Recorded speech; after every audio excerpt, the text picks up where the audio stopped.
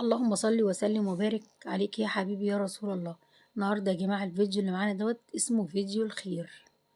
ربنا يجازيها كل خير. الحاجه ام نصر ربنا يجازيها كل خير. اتصلت بيا وقالت لي انا محتاجه اعمل وجبات وهي مش قادره تقف تعملها على روح باباها وقضاء الحاجه. قلت لها خلاص ماشي مفيش مشكله. فانا عندي يا جماعه المطبخ ضيق مش واسع، فمش هقدر اعمل عندي الحاجات دي. رحت واخده بعضي ورحت نزلت لقيت محل بيعمل الوجبات دي. الوجبة بتبدأ من عنده من 35 جنيه، وفي وجبة كمان بتبدأ ب25 جنيه، يعني حسب ما انت عايزاه. عنده كل حاجة بصراحة، وما عندوش بقى ولا ضغبطة ولا أي حاجة. مين اللي واقفة بتعمل؟ هو ومراته. يعني هو ومراته بس اللي واقفين يعملوا، ولا في صنايعية ولا في أي حاجة. الشغل شغل بيتي بالظبط، أكنك انت اللي واقفة بتعملي الحاجة. بتقفي تشرفي على الحاجة، عايزة تجيبيله الحاجة بتجيبها له، عايزة تديله فلوس وهو يعمل لك الحاجة، ما عندوش أي مشكلة. بصراحة هو ومراته ناس ذوق جدا جدا جدا. أنا عملت 50 وجبة ووزعت للمناصر. وقبل يا جماعة ما أعرض الفيديو أنا اتصلت بأم ناصر واستأذنتها، قلت لها ينفع أعمل كذا كذا وأصور؟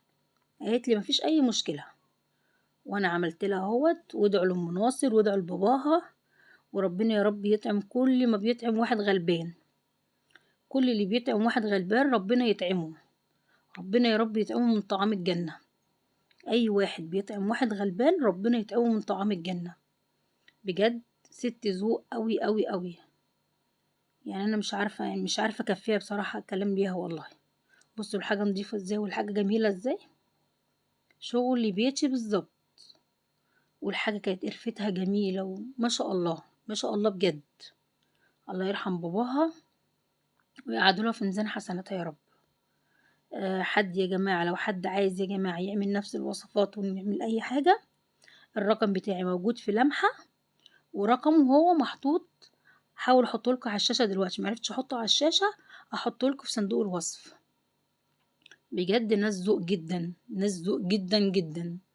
والحاجة نضيفة وما شاء الله قرفت الحاجة جميلة يعني مش هتندموا بجد.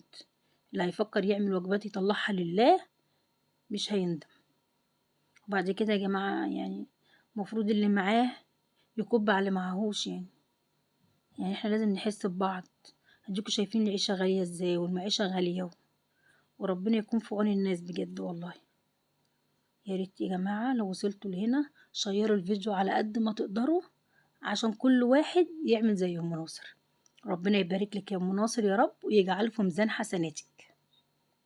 مش عارفه اقول لكم ايه، يا ريت تبقى لايك وشير وسبسكرايب. واتمنى كل اللي اتفرج على الفيديو ويعجبه يخش يشترك يا جماعه. انا مستنيه اشوف الاشتراكات الجديده. طبعا الكلام ده من اللي داخل مصر وخارج مصر. بصوا الحاجة ما شاء الله جميلة ازاي، ما شاء الله. حاجة جميلة جدا، وكانت اليوم ريحته جميلة جدا، وكل حاجة عدت هوا. ولو في حد يا جماعة بيفكر يعمل كده وعايز يعمل كده، انا رقمي في لمحة يا جماعة، وهو الرقم بتاعه. انا هسيبه لكم دلوقتي في صندوق الوصف، واتمنى تتواصلوا معاه. هو راجل محترم جدا وذوق جدا وعنده امانة. لو انتوا عايزين تعملوا الحاجة ويصورها لكم ويبعتها لكم، هو برضو ما عندوش اي مشكلة. يعني هو بصراحة ما اعترضش لما انا وقفت صورت، هو ما اعترضش. ومناصر ما اعترضتش، ربنا يبارك لها يا رب، وربنا يجعله في ميزان حسنات كل من كان لقمة ودعا لها.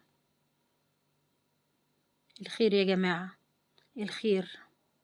الناس مش لاقية فعلا والله. بصوا الوجبة كانت عبارة عن ايه: خرطة مكرونة بشاميل، صباعين كفتة، كيس مخلل.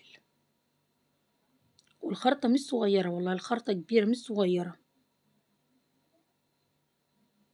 شوفوا انتوا دلوقتي الحاجة بتتكلف قد ايه، وكفاية الوقفة والهدة. يلا اقول لكم ايه، كل سنة وانتم طيبين. باي باي. ربنا يجعله في ميزان حسناتها يا رب. ما تنسوش يا جماعة الاشتراكات، يا جماعة الاشتراكات بالله عليكم. باي باي.